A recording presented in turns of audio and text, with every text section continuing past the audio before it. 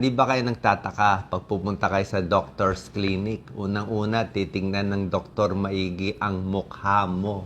Di ba? Nakatitig siya, di ba? Yan ang tinatawag sa aming mga doktor na clinical eye. So, bilang internist, cardiologist, isang tingin pa lang sa mukha, dapat meron na tayo impression kung ano sakit ng pasyente. Yan, meron ka na makikita dito. Tingnan natin.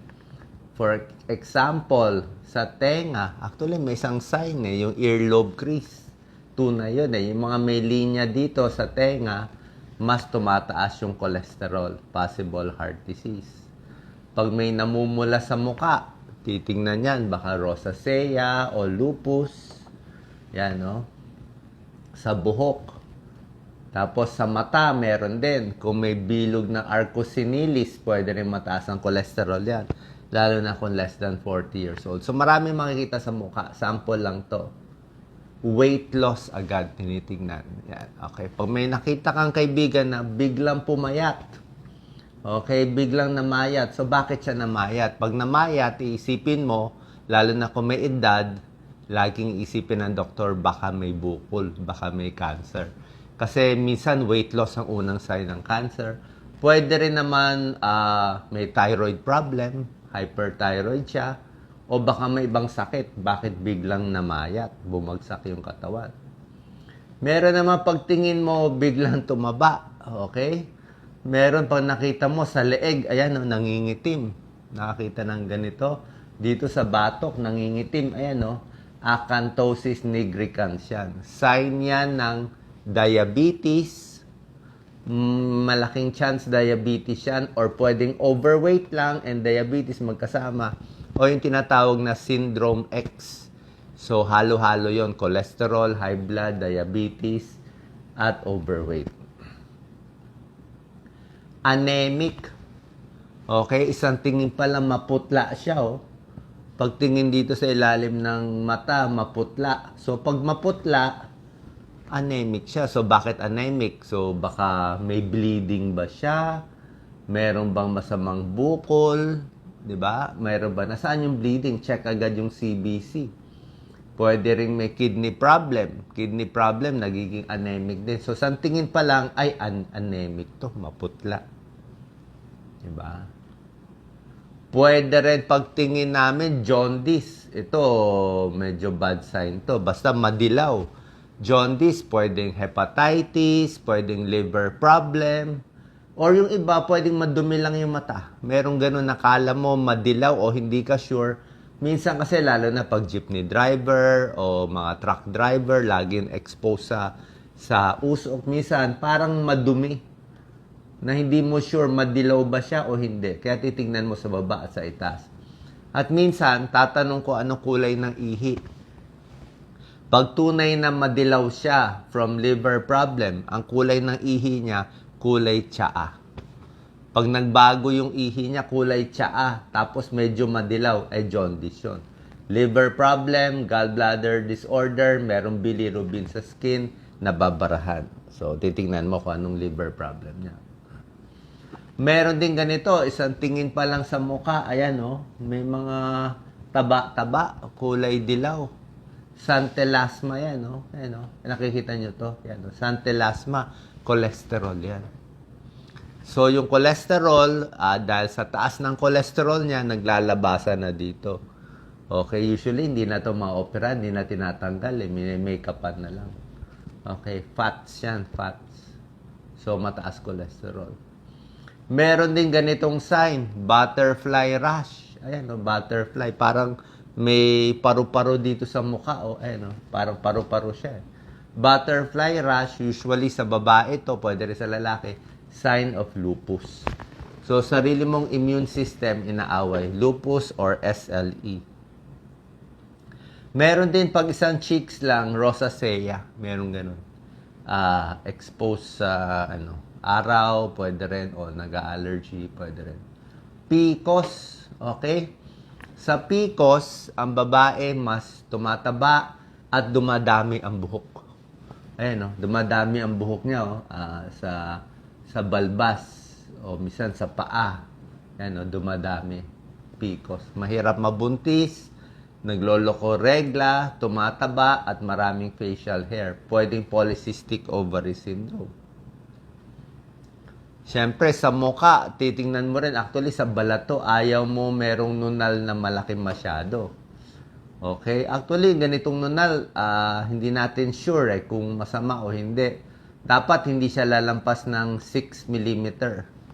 O yung sa Mongol pencil, di ba may eraser? Mga 6 mm yan. Pag mas malaki, medyo ingat tayo. Ito, border niya, pabilog naman. Hindi naman siya uka-uka. Pag mas uka-uka to, mas cancerous.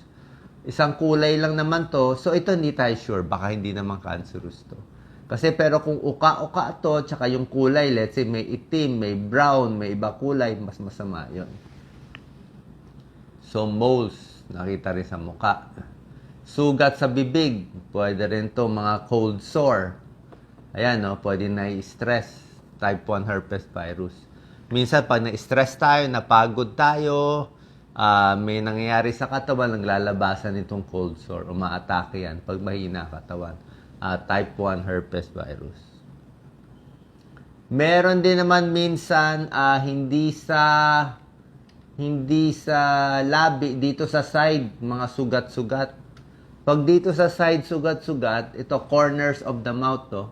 Pag nandyan yung crack, pwedeng vitamin B. Kulang ka sa vitamin B. Pwede rin yan. Ito, pag maraming frown lines, ano yung masungit? Okay?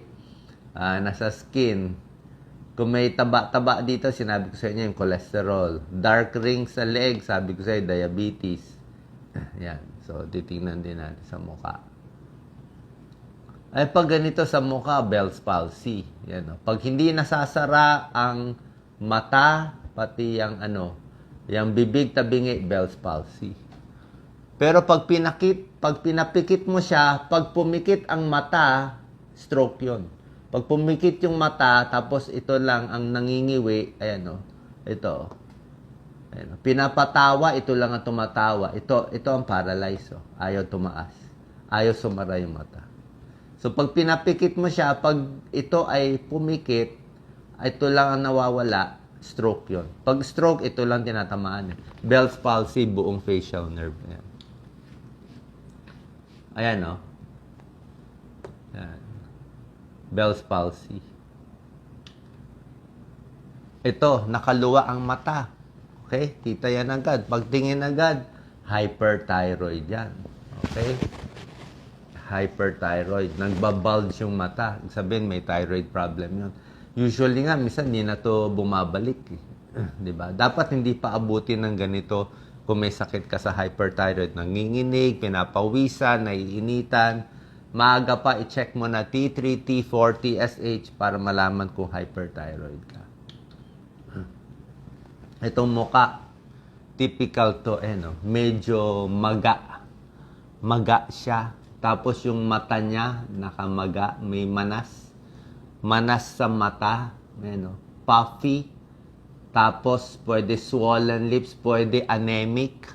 Kulay niya, medyo parang grayish ang kulay. Kidney failure po to. Kidney failure, hindi makalabas yung ihi, kaya nag-iiba yung kulay. Tapos, nagiging kidney failure, nagiging anemic din sila, kaya anemic. Hindi nakakalabas yung tubig ng katawan, kaya nangmamaga yung sa mata. Kidney failure to. Okay? So, kita sa muka. May iba-iba, may mga jaundice. Ito, meron din iba. Okay? Pwede rin sa dila. Okay? Sa dila, marami din makikita. Okay? Sa dila na medyo mga may patch-patch, namumuti, pwede may infection yan. Pag namumula ang dila, kulang sa folic acid, vitamin B12, pwede kulang sa iron. Okay? Ito, may mga ibang sakit, yeast infection, nangingitim. Ayan, Oo. Yung parang may puti-puti sa ibabaw, oral lichen planus, mahina immune system. So, maraming sakit makikita sa mukha, sa bibig, sa mata.